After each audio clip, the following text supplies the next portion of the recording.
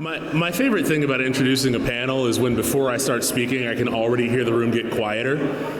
But I have been given the go-ahead from our fearless leader to go ahead and introduce our moderator for the next panel and continue filibustering long enough for people to make it all the way to their seats, with the possible exception of those with Article 3 commissions.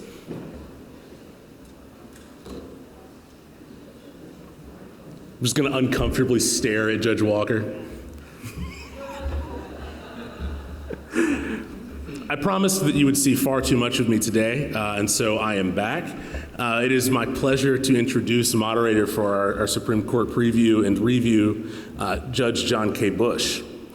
Judge Bush is a circuit judge for the U.S. Court of Appeals for the Sixth Circuit. You will notice a theme here. He keeps his chambers in Louisville. Prior to joining the court, Judge Bush was a partner in the Louisville office of Bingham, Greenbaum, and Dahl, where he was co-chair of the firm's litigation department. He began his legal practice in Washington, D.C. at Gibson Dunn. He served as a law clerk to Judge J. Smith Heaney from the United States Court of Appeals for the Eighth Circuit, so shout out to all of my fellow Eighth Circuit alums, though it might just be the two of us. He graduated summa cum laude from Vanderbilt University in 1986 and cum laude from Harvard Law School in 1989. He is also the former president of the Louisville chapter of the Federalist Society Lawyers Division. So with that, I will turn it over to Judge Bush. Thanks, Phil. Thanks, Phil. So as we begin this last panel of the day, I'm reminded of Justice Robert Jackson's quote, "We are not final because we are infallible, but we are infallible only because we are final." We are the final panel today. But seriously, we do have some people on our panel that are quite qualified on the subject at hand, and I'll briefly introduce them, and then we're going to take a different approach to the panel than some of the other panels. It's going to be more of just a question and answer, and so I'll pose some questions, and then hopefully we'll have some time at the end for questions from the audience. We're, of course, previewing the Supreme Court term, and some of these cases have already been argued, but we're going to go through, and we have a very capable panelists. The first is Sarah Campbell, who is Associate Solicitor General and Special Assistant to the Attorney General in the Tennessee Attorney General's Office. And she, before that, had been an associate at Williams and Connolly in Washington. And she also clerked for Justice Sam Alito and Judge Bill Pryor on the 11th Circuit. Our next panelist is John Elwood, who is a partner at Arnold and Porter in the Washington office, where he heads the firm's appellate and Supreme Court practice. And he's argued many times before the Supreme Court, and is a graduate of Princeton and Yale Law School, and he served as a law clerk to Justice Anthony Kennedy, and also served in the U.S. Department of Justice as an assistant to the U.S. Solicitor General and as the senior deputy in the Office of Legal Counsel. He has taught at University of Virginia's School of Law for the Supreme Court Litigation Clinic, and he writes the Realist Watch feature on SCOTUS blog. And our final panelist is Matt Kuhn, who is the Principal Deputy Solicitor General in the Office of the Kentucky Attorney General. He previously served as Deputy General Counsel for the Governor of Kentucky. He worked at Jones Day and at Stoll Keenan Ogden. He graduated from Furman and Columbia Law School and clerked for Judge Ray Grunder on the 8th Circuit. So I forgot we have another 8th Circuit alum. So perhaps this panel should be on the 8th Circuit, not the Supreme Court. But I'll begin, Matt, with you, because I think of everyone on the panel, you've been before the Supreme Court most recently, in fact, last week. So this was the case Cameron versus EMW. Without getting into the merits of that case, if you can maybe tell us what your experience was like and just give us something of an image of what the court is doing these days. Sure. Thank you, Judge Bush. So the Supreme Court, after doing telephone-only arguments last term, is back to in-person with a couple of twists that I'll explain. But they are back to in-person. The courthouse itself is only open to arguing counsel and co-counsel. And so if you've been to argument day at the Supreme Court of the United States in the past, it's normally teeming with people. You've got the folks in the lawyer's line to get in the lawyer's lounge. You've got the folks going in line to do 2 minutes of argument viewing and go out. None of that anymore. It's basically empty when you walk in. And as a lawyer who's arguing a case, you don't actually know if you're going to get to argue in person until about 1 p.m. or so the day before. So you have to fly up early and get a COVID test at 8 a.m. the morning before your oral argument. And the Supreme Court's COVID testing center is just a little testing center off of K Street, nothing special about it. And you find out at about 1 p.m. the day before if you're going to argue in person. And if you have a positive COVID test, you have to be prepared to argue via telephone, and your opponent, assuming they have a negative COVID test, gets to argue in person. So you really have to be prepared for both eventualities. Thankfully, I got a negative COVID test. So argument at the court looks similar to how it was before COVID, where you have free-for-all questioning from all of the justices. But the twist that you have now is they have, at the conclusion of both arguments, each justice has the ability to ask questions in order of seniority. And so we've seen that sort of follows on how the telephone arguments work. So generally, you're not done when you actually finish your principal argument. You've got what they're calling seriatim questioning at that point. So the arguments are running about an hour, maybe a little bit over. One of the neat things that I think we've seen so far in the 2 weeks that we've had arguments is that oftentimes Justice Thomas is asking the first question. And his questions are invariably to the point and insightful, and in many cases are defining how the rest of oral argument goes. So we've got 2 weeks of oral argument done in October, and the November group will be starting soon after that. John, you clerked on the Supreme Court and have had many arguments before them. Would you say the format today compares to when you've been before them in the past, and is it an improvement? Well, I think it's better in some ways, and I don't know if I want to say worse in some ways, but it's definitely harder in some ways. One thing I think that is an improvement is that I clerked in OT 96, October term 96, when Chief Justice Rehnquist was running the show, and we used to joke that there was a trap door in front of the lectern, and when the light turned red, it opened. I mean, like, you were lucky to get 7 seconds to wrap up, and they should have him run the Oscars. He really moves people along. But I think it's better in the sense that the new Chief Justice is a guy who used to appear as an advocate there. I think is more understanding about the need sometimes to expand argument and give people a little bit more leeway. The thing that I think is the challenge is that it's gotten a hotter and hotter panel. I think that there is smarter justices as have ever been on the court, but they ask more trenchant questions, but they don't give the advocates a lot of room to answer. I think they gave them more room for a while during the telephonic arguments. I haven't really gotten a good sense of how they are in the kind of post-telephonic era. But one thing I thought was kind of telling is I took about a 5-year gap when I was at the Office of Legal Counsel between when I had arguments as a public lawyer and when I started having them again as a private lawyer. And the conventional wisdom when I quit in 2005 was you needed a 2-sentence answer for every question. And I discovered that was twice as long as you really needed when I started again in, whenever it was, 2011 or something like that. And I think, you're there to answer their questions, and so maybe that's the way it should be. But I think it'd be nice if you could really get that second question or second sentence or third answer, even third sentence. Sarah, you clerked for Justice Alito. How does it appear to you today how arguments are going as to when you were clerking there? Yeah, so I think it was in 2019 that the court began allowing, 2 minutes of uninterrupted argument time, or argument at the very beginning of the advocate's oral argument. And, that's for the biggest change since I clerked in OT 2011.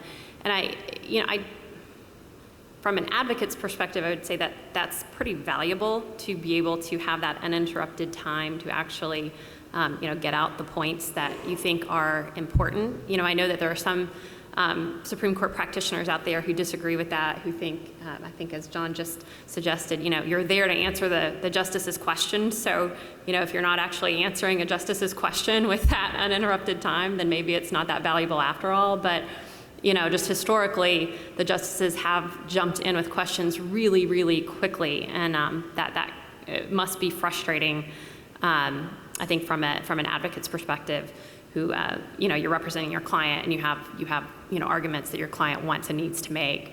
So that's a pretty big change. And I think that's actually a good change because, and from the public, the public who's listening to these arguments, that allows an advocate the opportunity to kind of set the stage and to explain in a nutshell what the case is about and what really are, the salient parts of the advocate's argument.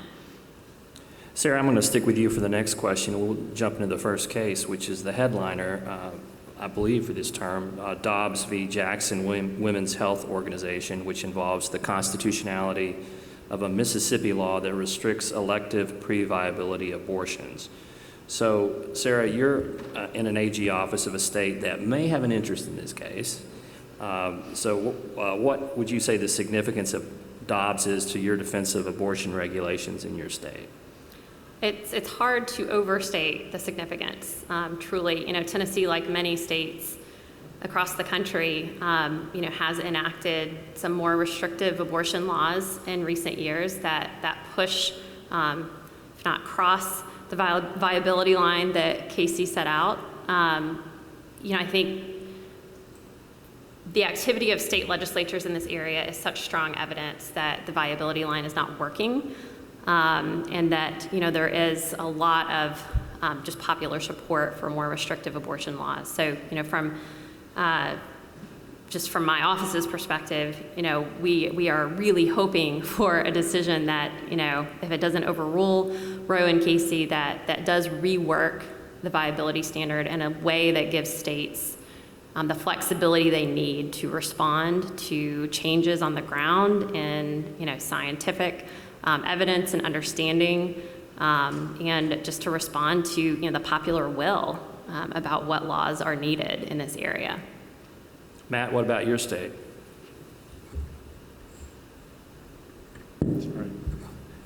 I agree with that, and I think what's different is Mississippi's merits brief for the first time since Casey asked the court to overrule Roe and Casey. It's hard to, as Sarah said, it's hard to overstate the significance of that. And so this is not like the intervening abortion decisions that we've had since Casey. This is not Gonzalez. This is not June Medical. This is not Hellerstedt. The court is going to take a fresh look through the stare decisis factors at this. And I think it has the ability to very much affect the legislation that Kentucky's defending in our courts and perhaps end some of those challenges. And I think as evidence of that, you're starting to see states or abortion litigation that they're just staying the case to await for a decision in Dobbs, even though we could, these stays were starting to be entered in litigation. For example, Arkansas's litigation in the 8th Circuit, they stayed it almost a year before we're going to find out about Dobbs. So I think there's a recognition that things may very well change. I'll throw this out for all three of you. What do you think? Can you hazard a prediction of what you think the court will do? Do you think the court will reaffirm Casey or come up with something else? My prediction, I think Mississippi is going to win. I'm not quite sure how big they're going to win. So the law at issue, just to orient, is prohibits abortion after 15 weeks of pregnancy. And one of the interesting parts about this case is that Mississippi has one abortion clinic, and they only do abortions up to 16 weeks. So for the state of Mississippi, we're only talking about abortions during 1 week of pregnancy that are affected by this. But for example, in Kentucky, where abortion clinics perform abortions up to 21.6 weeks LMP, it's going to have, I think, perhaps a greater effect. Two more points about it. First, quickly, there are some commentators out there that are of the opinion that this is very much an all or nothing issue for the court. they're either going to have to reaffirm Roe and reaffirm Casey, or they give it back to the states completely. A couple things that I'm looking at right now to think about how the court's going to do it are several of the justices' separate opinions about stare decisis. We saw Kavanaugh write a great separate opinion in the Ramos case out of Louisiana about stare decisis and focusing on not whether a precedent is wrong, but whether it's egregiously wrong. And I think one of the most interesting stare decisis decisions that Mississippi has cited repeatedly is Chief Justice Roberts' decision from the Citizens United case. And one of the things that he said in his Citizens United concurrence I think is really interesting for stare decisis is that when the court applies an intervening decision without being asked to overrule it, that does not count to the Chief Justice from a stare decisis perspective. So the fact that the court has applied Casey in Gonzalez, Hellerstedt, and June Medical, from his perspective, that does not weigh in favor of stare decisis when it comes to Roe and Casey.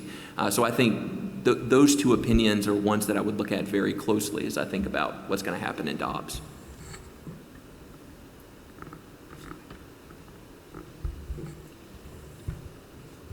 You know, I try to be an optimist in life in general, but I'm having a hard time being an optimist in this particular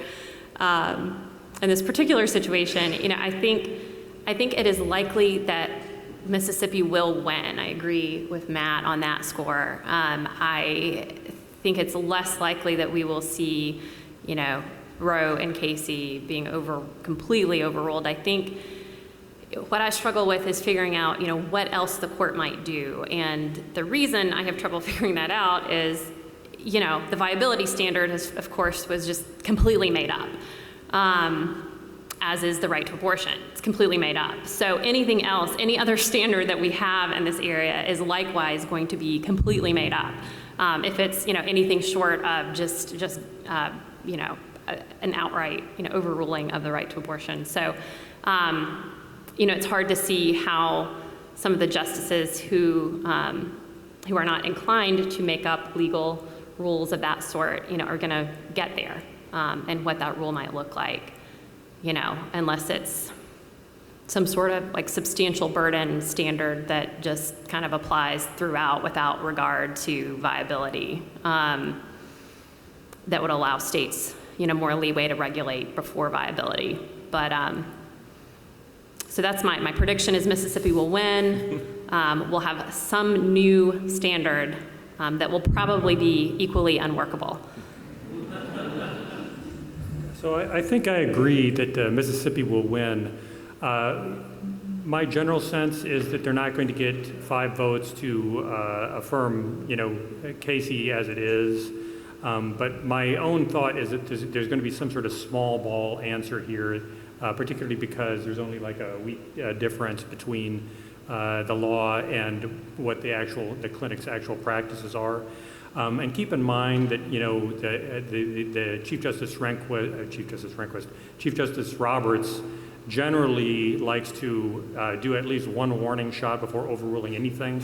It took, you know, there was a Northwest Austin Municipal Utilities District before they overruled Section 5 they struck down Section 5 of the Voting Rights Act. It took them 3 tries to, you know, overrule Abood versus Detroit Board of Education. And so I think they'll probably do the same thing here. I also wouldn't rule out the possibility of something weird happening, like dismissing as improvidently granted, because this case was petitioned, Mississippi petitioned with a much different view. They thought they still had Ginsburg on the court at the time they petitioned, and it was much more along the lines of how you can uphold this even consistent with Casey. And so there's like one footnote in the petition that said, you know, and by the way, you could also maybe reconsider Casey. And when they came back for merits briefing, it was very full-throated, reconsider Casey. And in the past, in cases like Visa versus Osborne, the court has used that as perhaps as a fig leaf to get rid of a case and say, you know, this changed from the way you presented it to us. And so we're not going to address it. But, you know, all I can say here is I overuse this, but Niels Bohr, the physicist, said prediction is difficult, especially about the future. John, I'm going to stick with you for my next question, and then the other panelists can join in as well. As you know, in abortion cases and other areas, Justice Thomas has often staked out solitary or minority positions. Do you foresee that changing with the new additions to the court? Are we moving from a Roberts court to a Thomas court? Well, definitely Justice Thomas has more company because he was really kind of a lone dissenter for a long time. And now, he definitely has Gorsuch and Alito as wingmen, although I don't know if you would dispute that or not. Maybe that goes the other direction, who knows. But one thing I think, you never, I think that generally things are trending in a more conservative direction. To the point that they no longer need, the real conservatives on the court no longer need Chief Justice Roberts to provide a fifth vote. But one thing I think you can't count out is before he was Chief Justice, John Roberts was one of the most highly paid Supreme Court advocates because he was very good at persuading Supreme Court justices. And as a young appellate lawyer in D.C., we unironically called him God, the way that people used to call Eric Clapton God in the 60s. And one thing I just will point out is that in the last couple of terms, the Chief Justice has had an extra opinion from a sitting where one of his more conservative colleagues had no opinions, suggesting that the case flipped after conference and went from being 5-4 where he was in the dissenter to being 5-4 where he was in the majority. And I think it's also, I don't know whose votes flipped, maybe his flipped, I don't know, although it's probably unlikely. But, and then consider the fact that he and Brett Kavanaugh vote together something like 95% of the time. So it may be that he, only has to persuade one person in order to flip a case 5-4. This hasn't really worked in cases with a real ideological valence. But the cases I'm thinking of are the Georgia Code copyright case, Georgia versus publicresources.org, and then last term, the Penny's Pipeline case involving eminent domain. So, not really big ticket items, but just show that you can't count them out yet. Sarah or Matt, do you want to weigh in? I think another opinion from last term that shows us the Chief Justice's ability to move the court the way he wants is the Fulton decision.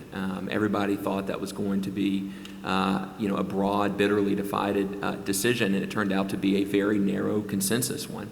And I think that the Chief's opinion there is just sort of trademark the Chief Justice. And I think he uses his ability to assign opinions when he's in the majority. I think he uses it quite brilliantly. And so I think he very much, I think it very much still is the Roberts court. I mean, that's not to say that there aren't instances where the Chief Justice is in dissent with the 5 more conservative members of the court. We saw that in some of the COVID litigation that's been talked about, the Roman Catholic Archdiocese case, the Tandon case, and we've seen it, I guess, in Texas's Senate Bill 8, first version of it. We're about to get the second version of that. So it's not to say that the Chief Justice is going to be in the majority all the time, or that he's going to wield sort of the persuasive power that he has, but he's still very much the Chief Justice. I do think that where we're going to see a change is perhaps in the cases where certiorari is granted with the addition of Justice Barrett on the court. I think there will be more cert grants in cases without taking into account how the Chief Justice is going to vote on things. I do think we're going to see a change in the court certiorari docket. We're going to see more cases granted that perhaps would not have been granted before Justice Barrett was on the court. Why don't you pass the mic over to Sarah? I want to ask you the next question, but you can also weigh in on this as well, Sarah. But I wanted to go ahead and get into the next case, which is City of Austin v. Reagan National Advertising of Texas. So this case bears eerie similarity to a case you had in the Sixth Circuit a few years ago, Thomas v. Bright. So in light of that, your background in the area, explain to us what the case is about, what the controversy is about, and what you think the court is going to do in the case. Sure. I'll say Tennessee had a very similar case, and so did Kentucky. Both lost. And we both lost. So the issue in City of Austin is whether a distinction between on-premises and off-premises signs is content-based and therefore subject to strict scrutiny under the First Amendment. So what is an on-premises sign? Think McDonald's arches, right? It's something that's advertising. It's a sign that's advertising something that's happening on that site, on those premises. So in City of Austin, it's not kind of an outright off-premises, on-premises distinction. The issue in City of Austin is whether, so in general, Austin Sign Code prohibits off-premises signs. So it allows on-premises, prohibits off-premises, but there are certain signs that have been non-conforming signs that have been grandfathered in. So the signs at issue are off-premises signs that are grandfathered in, and because they are off-premises signs, they are not allowed to digitize those signs. So it's an on-premises, off-premises distinction in the context of digitization of signs. That's because the digitization came about after the original signs were put in place. Okay. Exactly. So they now want to, convert them to be a little bit more modern, but the city's not allowing them to do so because they have to they can't enlarge or expand, what they're doing with the sign since it's non-conforming. So to kind of understand what's happening in this case and why it's important, I think it's helpful to backtrack a little bit to 2014.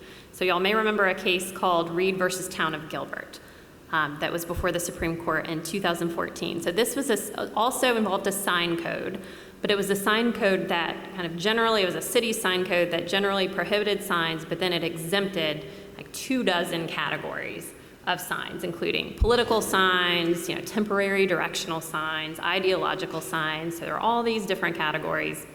And the Supreme Court, held that is content, that those exemptions were content-based on their face and did not satisfy strict scrutiny. And so the important legal point from that case is that a law can be content-based on its face and therefore subject to strict scrutiny, even if the justification for the law is content neutral. So the court didn't really elaborate a whole lot on how to tell whether something is content-based on its face, and we're seeing that play out in the aftermath of Reed, especially in the context of this on-premises, off-premises distinction. So in the Reed decision, though, Justice Alito, who was in the majority in Reed, wrote a separate concurrence that was joined by two of the other justices in the majority that provided kind of some examples of how cities can still, regulate signs. And he gave some examples of things that would not be content-based for purposes of the First Amendment. And in that list of things that would not be content-based are signs or laws that distinguish between on-premises and off-premises signs. So we see, litigation unfold after Reed, challenging different sign laws. And among those laws that were challenged were Tennessee's Highway Beautification Act and Kentucky's. What's yours called? It's just on and off premises. Okay, so two laws. In Reed, so the United States filed an amicus brief in Reed saying, we think that Gilbert's sign law is unconstitutional, but the Federal Highway Beautification Act is not. So the Federal Highway Beautification Act conditions some of a state's transportation funding on enacting state legislation that restricts billboards on the side of interstates. And that law allows states to, requires states to limit outdoor advertising alongside interstates, but they can exempt on-premises signs. So the Federal Highway Beautification Act contains this very on-premises, off-premises distinction that's at issue in the City of Austin case. So that was kind of lurking in the background, I think, of Reed. So we've had these cases pop up, including the Tennessee and Kentucky case. The Sixth Circuit held in both of those cases that the on-premises, off-premises distinction in these state highway beautification acts are unconstitutional, that they're content-based. And so that issue is now before the Supreme Court in City of Austin. And, I think the main arguments that it's not content-based is that this is really about location. This isn't singling out a particular subject matter for differential treatment. It's just, it's just limiting where certain messages can be displayed.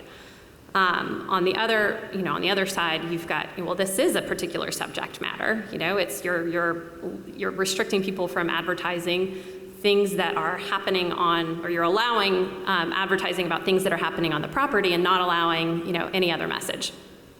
So there's the narrow question of the on-premises, off-premises distinction. There's also a slightly broader question at issue, which is how do you go about determining whether something is facially content-based? A few circuits have adopted what seems to be like an officer must read it test, that when you're enforcing the law, you have to look at what's on the sign or on whatever the object is that's being regulated to determine whether it's subject to regulation, that it must be content-based. And other circuits have taken a slightly different approach. So that's so there's the specific question, and then maybe we'll get some clarity about how you go about figuring out whether something is content-based on its face. So any prediction? I think, I'll just refer to John's quote from a few moments ago, but, the court has, the trend in the court's recent jurisprudence has been to robustly protect freedom of speech. And, I think that one of the things that the court will be concerned with is there a way for states and localities to reasonably regulate signs if we say that this is content-based? And if you look at the respondent's brief in this case, and interestingly, so Canon Shamagam is representing the respondents in this case, and he has previously represented the Outdoor Advertising Association of America in some other cases, and their position has been different in some of the past cases. So the Outdoor Advertising Association has actually kind of flipped on this and is now arguing in the Supreme Court that this is unconstitutional. So that's just kind of an interesting side note. But I think if the court can be assured that there is a way for government to enact reasonable sign regulations so that we don't just have a proliferation of tacky billboards on the side of the interstate and on the side of highways all over the place, then I predict that the court will say this is content-based and that it does not survive strict scrutiny. And I'll also just note a number of states, including Tennessee, have amended their laws to get rid of their on-premises, off-premises distinctions. Tennessee amended its law, and now it has that distinction, but it redefines it to say that something is on premises if it's located at a certain distance from the building and the sign owner or operator is not receiving any compensation to display the message. Okay, very interesting. Let's move on to the Second Amendment case, which John, I wanted to ask you about. That is New York State Rifle Association v. Bruin. And what's the issue there, and how significant do you think this case is going to be for Second Amendment jurisprudence? So this is a case out of New York, and I think that this may be an illustration of what Matt said, that the court's changing membership may have implications for the docket, the court's docket, because the court, they got a kind of a rap for ducking Second Amendment cases for years, causing Thomas, Gorsuch, and Alito to all say that it was a second-class right. And merely the fact that they're taking this is an indication that they have 4 votes to do that. But the case is kind of a follow-on to Heller, District of Columbia versus Heller, which involved whether the Second Amendment covers the right to essentially, carry arms or possess arms at home to protect yourself. And this is talking about I believe, an open carry law in New York. And in New York, you have to be one of a particular class of persons that, in order to do that, and you have to be like a merchant or something like that, or otherwise you have to demonstrate a proper cause to law enforcement agents. The Second Circuit said that's just fine. Really, the Second Amendment is mostly about a right to possess at home. And there are, under intermediate scrutiny, there's good reasons why you wouldn't want people carrying guns out on the street.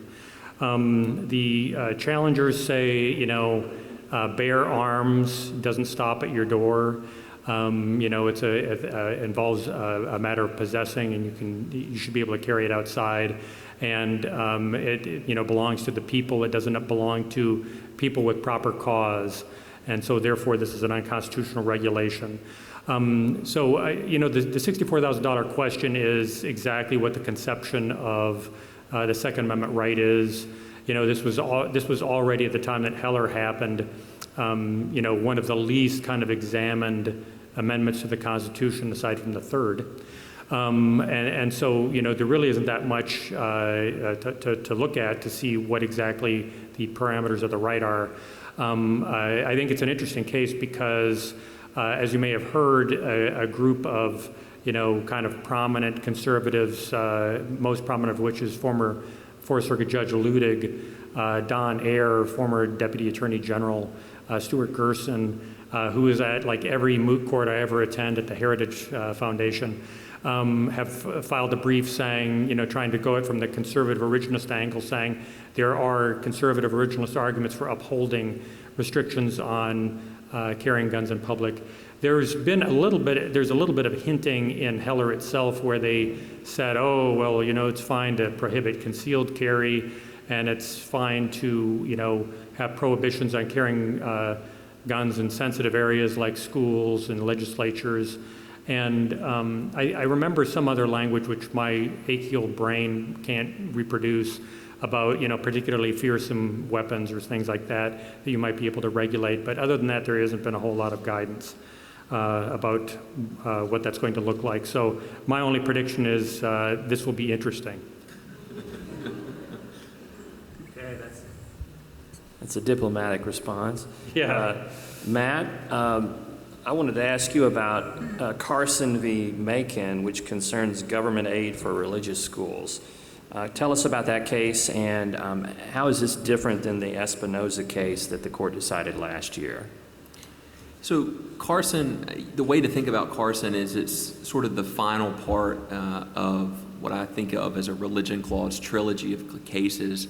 The first was Trinity Lutheran that came before the court a couple of years ago that dealt with the scrap tire program out of the state of Missouri, and a church applied for a scrap tire grant, and the state of Missouri excluded them because they were a church, and the court, by a lopsided vote in that instance, said that wasn't okay. Then we got Espinoza last year, which was about Montana's no aid provision. Now we've got Carson. So let me try to put together this trilogy so you can understand it. So at issue in Carson is Maine's, what they call their town tuitioning program. And so Maine does not have a public secondary school in essentially every school district, but what they do is that if there's not a public school there, Maine will pay for you to go to another secondary school. And that's why it's called town tuitioning, and parents can choose where to send their children. With one exception, is that they cannot send their children with state dollars to a secondary school that the state decides is sectarian. So this is the most important part of the case. So the fact that you are, Maine Lutheran Secondary School, the fact that you're affiliated with the Lutheran Church does not mean that you're sectarian. So it's not a religious status distinction. Instead, it's a religious use distinction, and I'll explain what that means. So the way Maine describes it is that they have a state official decide whether the secondary school, and I'm quoting here, promotes the faith or belief system with which the school is associated and or presents the material taught through the lens of faith. And so Missouri's state official looks at whether essentially you're teaching for a Christian school, teaching about the resurrection or the crucifixion, and whether you're weaving that into your state program. So there may very well be Christian schools that you can send your children to under Maine's program, but if the state decides they're teaching too much religion there, they're not allowing that to happen. So let me put this in the context of the trilogy that I talked about. So we started with Trinity Lutheran, and the court there was very much focused on religious status, that the Missouri church was excluded because it was a church. And Justice Gorsuch there wrote a really interesting concurrence where he said, I agree that you cannot discriminate based on religious status, and that's subject to strict scrutiny. But for me, Justice Gorsuch said, I don't see much of a distinction between use, what's at issue in Carson, and status. So he wrote this interesting concurrence that people started thinking about. So then we got the Espinoza decision, which the judge asked about, and Espinoza was Montana's case. And like in Trinity Lutheran, Montana distinguished based on religious status, not based on religious use. That is to say, Montana's constitutional provision discriminated against private religious schools because they were religious, not because they did religious things like praying and studying the Bible. So Espinoza, the majority opinion that Chief Justice Roberts wrote, talked about the status-use distinction. And they said, we're not reaching the status-use distinction because we're talking about religious status here.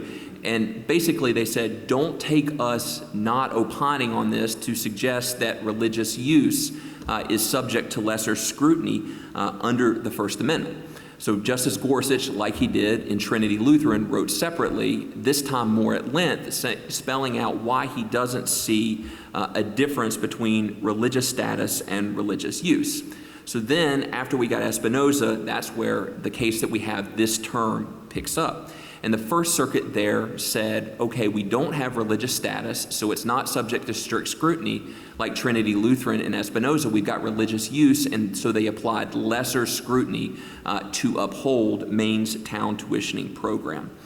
So this, I think, is just a fascinating case. We talked about incrementalism. John mentioned some of that. This is very much incremental. In Trinity Lutheran, the court could have, blown through the doors and said religious use is religious status, and they're all barred. But over a series of years, the court has crafted very narrow opinions to get us to where we are. I think one of the most interesting discussion points that we're going to see on December 8th during oral argument is how the Supreme Court deals with the Locke versus Davie case, sort of central to the briefing and to the argument. So Locke was written by then Chief Justice Rehnquist, and it was a lopsided majority. It was 7-2. My memory is that only Scalia and Thomas dissented. And it dealt with Washington's program. Washington had a program that funded some sorts of college education, with the exception that if you were going to get a degree in devotional theology, you could not get state funding for that particular degree. And so it was focused on one particular use of the state funding. And so Maine says, okay, you've got distinguishing based on use, so because Washington could do it, we can do it as well. So it'll be really interesting to see what, if anything, the court does with Locke versus Davie. They've distinguished it in Trinity Lutheran and in Espinoza, and the challengers to Maine's program actually asked the court to overrule it.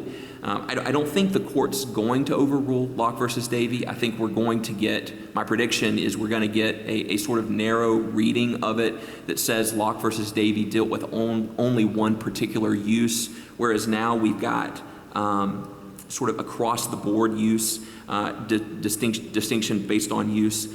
So I think my prediction is that Maine's going to lose and probably going to lose pretty easily under Espinoza. My prediction is that Chief Justice Roberts, who's written both Trinity Lutheran and Espinoza, is going to write this opinion as well. Okay, why don't you pass it back to Sarah, Mike? And I wanted to ask Sarah, you about Ramirez v. Collier, which is the other free exercise case before the court. Can you tell us what that's about, and also how the Religious Land Use and Institutionalized Persons Act plays into it? Sure. So Ramirez is about executions. So over the past few years, the court has issued a number of orders on its shadow docket, which we'll talk a little bit more about before we wrap up today. concerning, what rights inmates have to have spiritual advisors present when they are executed. So back in 2019, there was an order in Dunn versus Ray. The court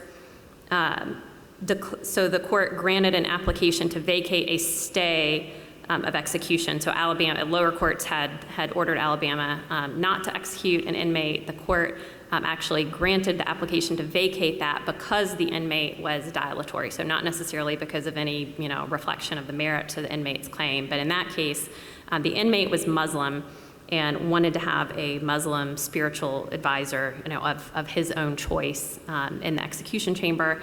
And Alabama wouldn't allow that. They would allow a Christian advisor, but not Muslim. So then in 2019, there was another order, Murphy versus Collier. In that one, so the court actually granted a stay of execution, and it was a kind of a similar issue involving an inmate who wanted a Buddhist spiritual advisor, but the state would only allow a Texas employee, Texas employed either Christian or Muslim chaplain in the execution chamber. And so the court actually stayed that execution. Justice Kavanaugh had a concurring opinion in that, concurring in the grant of the stay of execution, where he suggested to states that really you have two options. You can either allow inmates to have a spiritual advisor of their choice, or you can just not allow spiritual advisors in the execution chamber. So you could have them, before, kind of immediately before the inmate is brought into the execution chamber, but not actually in the execution chamber. So Alabama and Texas, I know, I'm actually not sure what Alabama did, but Texas, I know, changed its policy to say we're just not going to allow spiritual advisors in the execution chamber. Turns out that was a no-go. So then there were a couple of more stay orders on the court's shadow docket. Most recent one being in 2021 in Dunn versus Smith, where an Alabama inmate was not allowed to have any spiritual advisor at all. So Alabama went the same route as Texas. So this Alabama inmate was not allowed to have any spiritual advisor in the execution chamber, and the court denied an application to vacate an injunction there. And Justices Kagan, Breyer, Sotomayor, and Barrett all concurred in that denial of the application to vacate the stay. So Justice Kavanaugh and the Chief dissented and advised states to figure out a way to allow spiritual advisors into the execution chamber. So Texas changed its policy once again to allow spiritual advisors in the execution chamber, a spiritual advisor of the inmate's choice.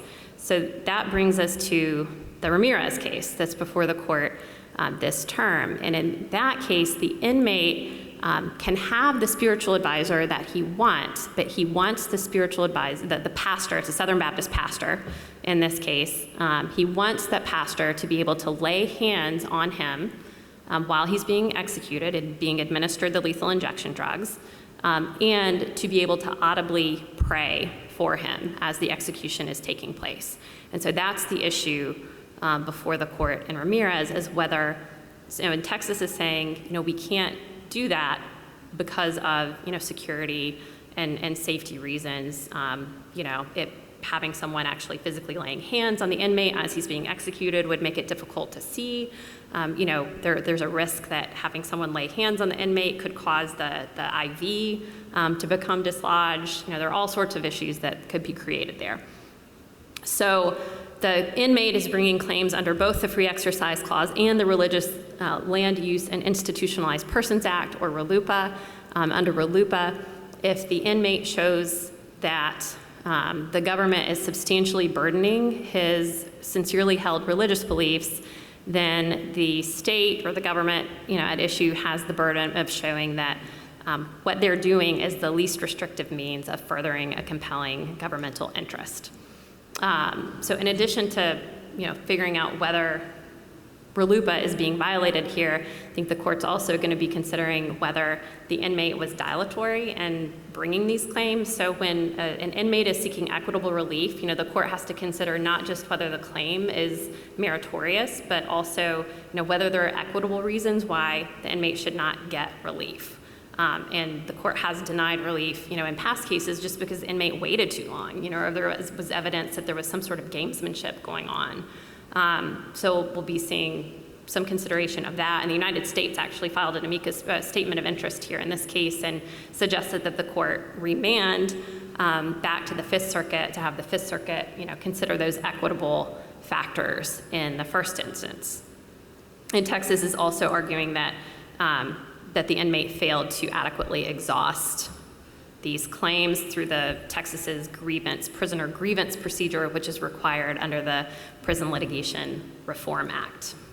So a lot going on there. It's an issue that I think is really important to states that are still conducting executions and trying to figure out, what federal law actually requires. I'd like to step back from a particular case to ask the next question for John. And now Sarah just mentioned the Shadow Docket, and this, I think the Ramirez case was taken off the Shadow Docket and put on the regular docket. But a lot of cases have not lately, particularly with relation to COVID and other issues in the last year or so. So John, can you tell us, I think most people know the Shadow Docket, but maybe just give us a brief summary of what that encompasses and address some of the critics' charges as to this might not be the right way to handle some cases. So as you may know, the Shadow Docket is the term coined by University of Chicago professor Will Bode for basically everything other than the Supreme Court's merits docket, the cases that they grant for actual hearing, and a decision by signed opinion, which can include, dissents from denial, summary reversals, things of that sort, but also, I think, and most prominently, stays and injunctions and things like that. And the title comes from the foreword he wrote to an article about a symposium by the Supreme Court. It's got to be about the most influential journal title since the Greening of America. And you wonder what would have happened. His original title was Paying Attention to the Orders List. And a colleague said, rightly, that's a terrible name. You have to come up with a new name. It would be a whole different world, be a lot duller. There would be no hearings about paying attention to the orders list. But his basic point, Bode's basic point, which I think is sound, is that the stuff that's done on kind of a summary basis by, the stays and the summary reversals tends to be briefed more poorly. It's briefed quickly. They're not as extensive. There's not oral argument. And the explanations tend to be shorter. They can be a single word. They can be a couple of paragraphs. They can be at most a few pages. And so because of that, the decision-making is probably not as good as for other, merits cases, and they may not be as explained as well. And I think those are valid points. But it's come to more attention because things have sped up. I think a lot of that they're granting relief more often, particularly stays and injunctions in recent times. I think a lot of that is because there was just so much litigation against the Trump administration to stymie some of their signal policy initiatives, which led to nationwide injunctions, and so they went to the Supreme Court, understandably trying to get those frozen up so that their signature initiatives would not be frozen the entire time when the administration is in office. You could easily tie these things up for 4 years, an entire presidential term. And they managed to have a pretty good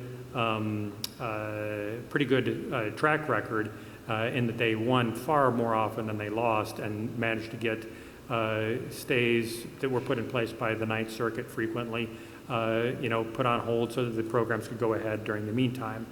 I think a lot of the criticisms of the Shadow Docket involve more or less disagreement with how they're exercising their discretion. In the old days, which is much of the time I was practicing was the old days, stays were issued fairly infrequently. They were issued for things like executions, and once in a while for a very strong First Amendment case like the Pentagon Papers or something like that. But, generally, it was very, very hard to get the Supreme Court to stay something. There were very few cases where that happened. For example, when Maryland's routine DNA testing of arrestees was stayed, the Chief Justice let that go forward, and everyone sat up and said, well, that's interesting.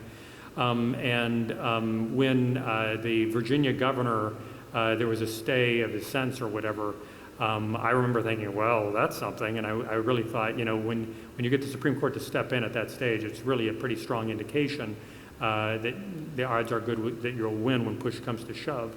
But still, it wasn't done very much. In more recent years, the Supreme Court did it a fair amount, frequently with the Chief Justice's vote to stay various bits of abortion legislation. So basically abortions could go forward while the challenge was pending. And so I think to a certain extent, people are just disagreeing with the fact that the Supreme Court now will do this for cases of free exercise. People similarly objected when, in relation to the new Texas law, that the Supreme Court didn't step in to stop it, largely because of the procedural weirdness of the Texas enforcement mechanism.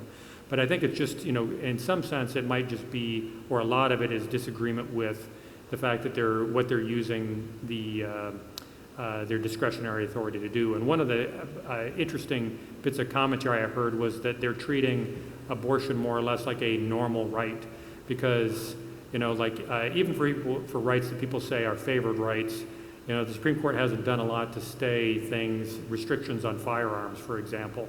And so some people's objection is they're treating abortion just like a normal right as opposed to a favored right, like the First Amendment is sometimes a favored right, or, understandably the death penalty, because once the case is mooted, there's no coming back from it. But in any event, it's an interesting thing, and I don't think they're still running way ahead of statistics, so it may be that once the Supreme Court gets a taste of basically letting litigation proceed or not as they see fit, they may not be willing to give that up. Okay, I feel like we're entering the final round of Jeopardy.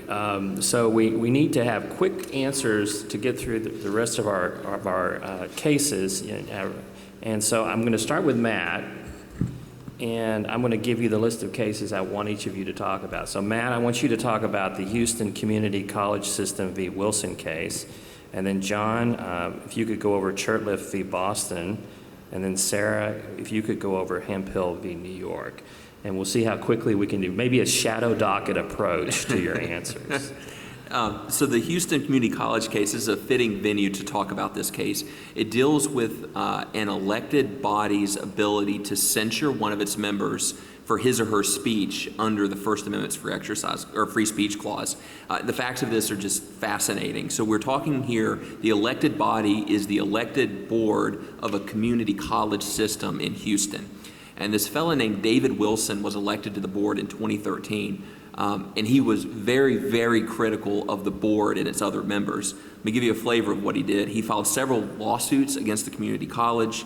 He orchestrated robocalls against his fellow board members, and he even hired a private investigator to look into his board members and the community college system. And Wilson's actions as a board member cost the community college system like over $300,000 in attorney's fees. So the board censured Wilson, said you can't do that. And guess what he did? He'd already filed a lawsuit against him, so he amended one of his pleadings to sue the community college and said, well, you just censured me for my speech, and that violates the free speech clause. District Court disagreed, but the Fifth Circuit reversed and said that a reprimand against an elected official for speech addressing a matter of public concern is actionable under the First Amendment. So the Fifth Circuit revived the case. The in-bank Fifth Circuit disagreed vigorously about what to do. 8 judges dissented, including Judge Ho, who wrote one of my favorite opinions that he's written. So this case is going to be argued on November 2nd and is going to tell us about what limits, if any, an elected body like Kentucky's General Assembly what limits you can place on their ability to censure a member for his or her speech. And given how heated political discussions are in this current world, I think this is just an interesting time for the court to look on it. I think the community college is going to win. I don't think the court likes dipping their toes into these heated political debates. The response for speech is more speech, which is what we saw in the case. So I think the community college is going to win, probably on a very narrow basis. So Shirtless versus City of Boston is another kind of religion in the public square case. We used to have these about creches and Christmas displays. This one is about a flag. City of Boston has 3 flagpoles outside City Hall. One's for the U.S. flag, one's for POW MIA, and one is the city flag. But they have let all sorts of organizations run their own flags up. I don't know that there was any record of them turning anybody else down before this case, including the Turkish flag, which has, of course, a crescent on it, the Portuguese flag, which has references to the crucifixion on it, and I think maybe the Bunker Hill flag, which has another type of cross. But the City of Boston turned down a Christian organization that wanted to put up their flag, which has a Latin cross on it, and they sued. The First Circuit said that's just fine because first, that's government speech. And so just like a few years ago, Texas was allowed to, prohibit or not allow the sons of Confederate veterans to have a license plate. Boston, by flying the flag, that becomes their speech, and so they get to pick what their speech is. And then secondly, the First Circuit said, well, they have to be careful about an establishment. And so that's a good reason why to undo that. The Supreme Court has been extremely skeptical of basically not letting religious groups do what everybody else gets to do and using the Establishment Clause as a fig leaf. And so that may be the reason why they took the case.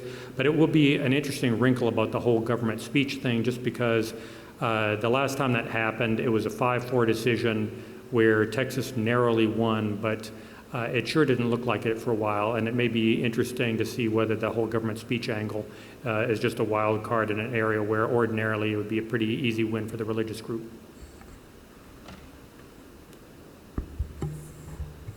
All right, I've got Hemphill versus New York. So this is a confrontation clause case.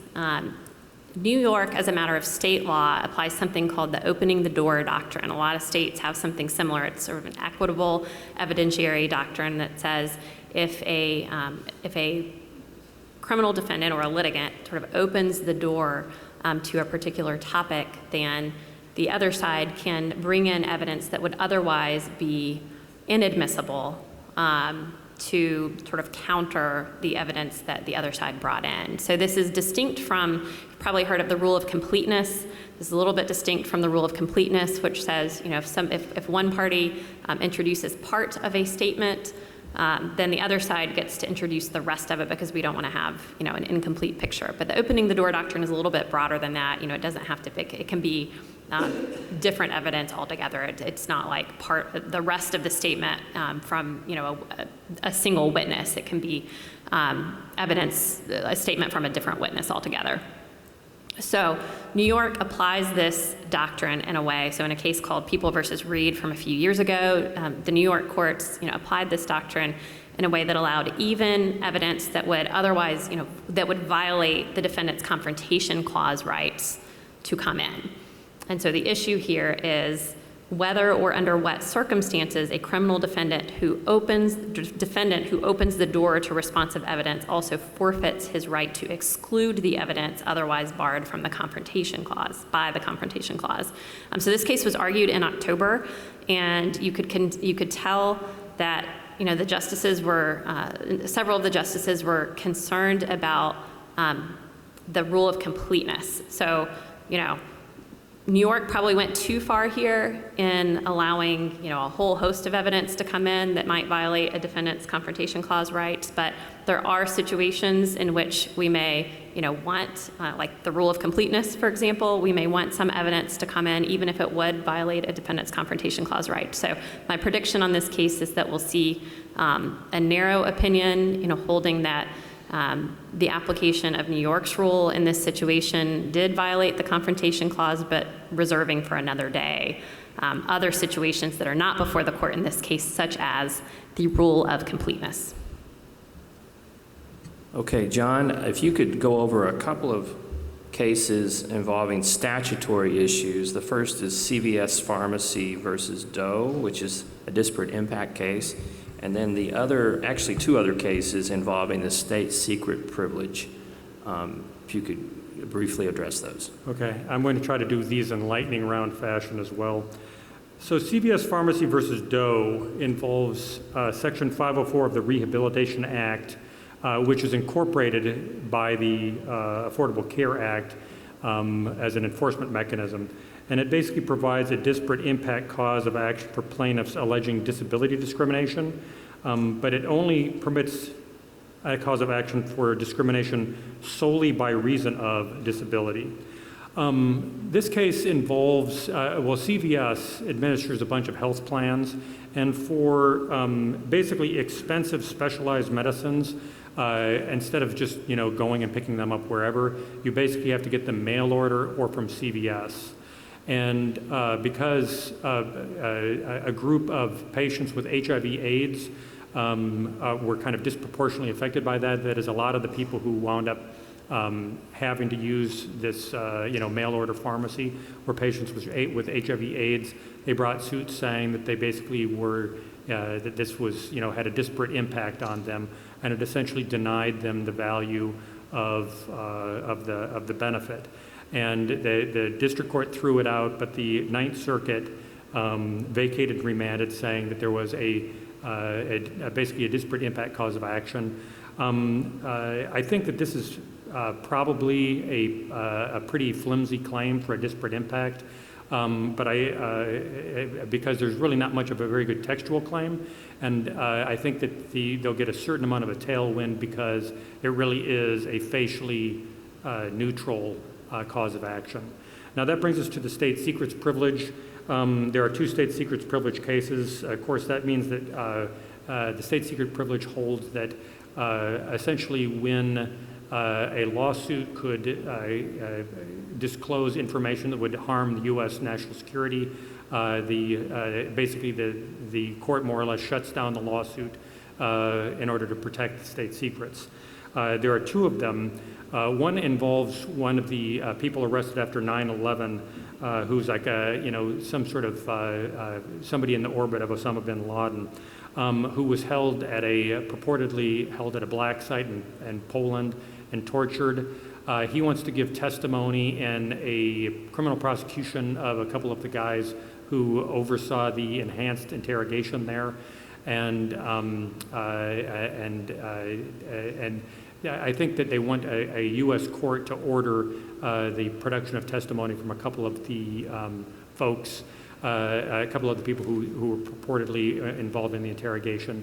The district court said no state secrets, and then the Ninth Circuit reversed, saying that basically we have to look at these assertions of state secrets with a skeptical eye. And the government sought certiorari, saying, no, you should be deferential. When the CIA is telling you this is going to disclose state secrets, you shouldn't give a skeptical eye.